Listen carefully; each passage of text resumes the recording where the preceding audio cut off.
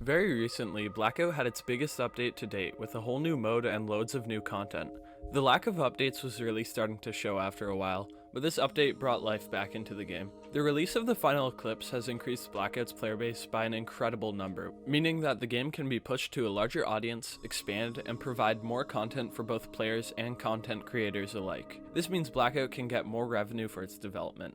The final Eclipse is a really fun and addicting addition to the game, but I must say after 2 months it is starting to get stale. And with this brings a big question that I'm sure many people in the community are wondering. What's next? The game is now separated into two modes, Killzone and Final Eclipse. This means there's a large dividing factor between the two modes, because one is completely free and the other is paid access. This divides both the time and resources the developers can put into each mode, and divides the player base as well.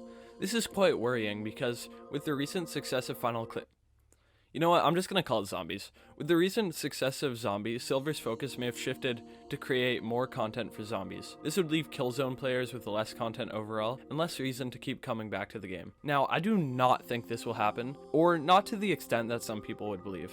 In the most recent dev blog in the Blackout Revival Discord server, Silver clarifies that the Killzone players should not worry, and that there are some plans coming hopefully soon. Another indicator showing that Killzone will not be left behind is the most recent update, adding 5 new weapons available both in Killzone and Final Eclipse. This is how I expect many updates to work. More minor changes in the game, such as rebalances, new weapons, items, utility, and etc., will be shared between the two modes. Now these plans that Silver mentioned could be something big, but it is sadly not the full release of Killzone, at least I think. Who knows really? With the addition of a new mode, it will be interesting to see how this will affect the development of the two modes. I have some predictions on the updates for both Killzone and Zombies. I believe the next major update for Zombies will be new maps and enemy types, or like wave structure for early game. The current map for Zombies is really good, with really meticulous attention to detail and overall good design, with many areas to hunker down and fend off the hordes while also providing the option to roam the streets. My only gripe with the map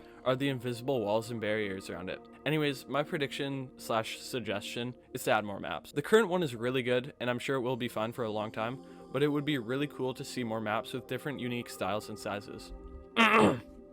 Damn!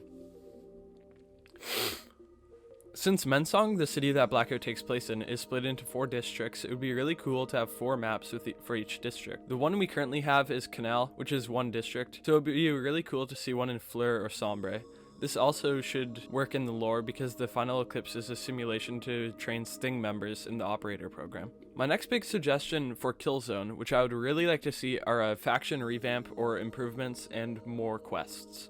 As of right now, Sting, as well as the Rebels and Vultures, are very boring, and I would love to see a big faction expansion related update with new and revamped quests, faction events like mini battles between faction NPCs, a larger Sting presence showing the oppression in the district, and more. Anyway, that's my perfect world of like the next few Blackout updates, and that's also where I stand on the whole Zombies versus PvP divide. I don't really think the 2 new modes will cause any real conflicts for like update times and stuff like that, but I do think it might stretch content a little thin at times.